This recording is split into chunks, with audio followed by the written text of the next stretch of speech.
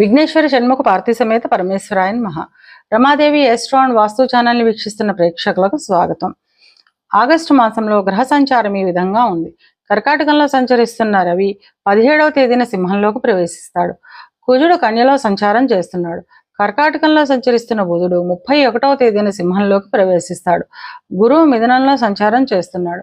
మిథునంలో సంచరిస్తున్న శుక్రుడు 21వ తేదీన కర్కాటకంలోకి ప్రవేశిస్తాడు. శని మీనంలో సంచారం చేస్తున్నాడు. రాహు కుంభంలోను, కేతు సింహంలోను సంచారం చేస్తున్నారు. ఈ గ్రహస్థితిని ఆధారంగా చేసుకొని మీనరాశి వారికి ఆగస్టు మాస ఫలితాలు ఎలా ఉన్నాయో, చిన్న చిన్న పరిహారాలు ఏం చేసుకోవాలో చూద్దాం. పూర్వభద్ర 4వ పాదము, ఉత్తరాభద్ర 1, 2, 3, 4 పాదాలు, రేవతి 1, 2, 3, 4 పాదాలు కలిపి మీనరాశిలో ఉంటాయి. మీనరాశికి అధిపతి గురువు. మీనరాశి వారికి ఈ మాసం మిశ్రమ ఫలితాలు ఉంటాయి. ధన ఆదాయం అధికంగా ఉంటుంది. ఖర్చులు కూడా అధికంగానే ఉంటాయి.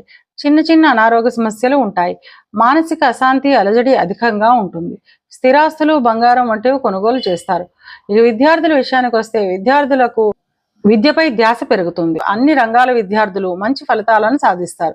క్యాంపస్ సెలక్షన్స్ కు వెళ్లే విద్యార్థులకు మంచి ఉద్యోగం లభిస్తుంది. విదేశాలకు వెళ్లే విద్యార్థులకు ఈ మాసం చాలా అనుకూలంగా ఉంటుంది. ఉద్యోగ ప్రయత్నం చేసేవారికి 2వ వారం తర్వాత మంచి ఉద్యోగం లభిస్తుంది. ఉద్యోగం చేస్తున్న వారికి కార్యాలయాల్లో మీ శ్రమకు గుర్తింపు లభిస్తుంది. మీకు విలువ, మర్యాద పెరుగుతుంది. ఉద్యోగ ఉన్నతి ఉంటుంది. ఇక వ్యాపారస్తుల విషయానికి వస్తే వ్యాపారస్తులకు ఆదాయం చాలా బాగుంటుంది. ఖర్చులు తగ్గుముఖం పడతాయి. వివాహ ప్రయత్నం చేసేవారికి ఈ మాసం 2వ వారం తర్వాత వివాహం కుదిరే అవకాశం ఉంటుంది.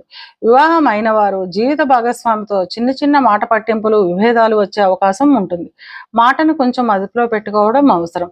3వ వారం తర్వాత సంతానానికి సంబంధించిన ఉన్నతి ఉంటుంది. విహారయాత్రల నిమిత్తం అధిక ధన వ్యయం చేస్తారు. కుటుంబంలో శుభకార్యాలు ఉంటాయి. చిన్న చిన్న అనారోగ్య సమస్యలు ఉంటాయి. ఇవి కేవలం గోచార ఫలితాలు మాత్రమే.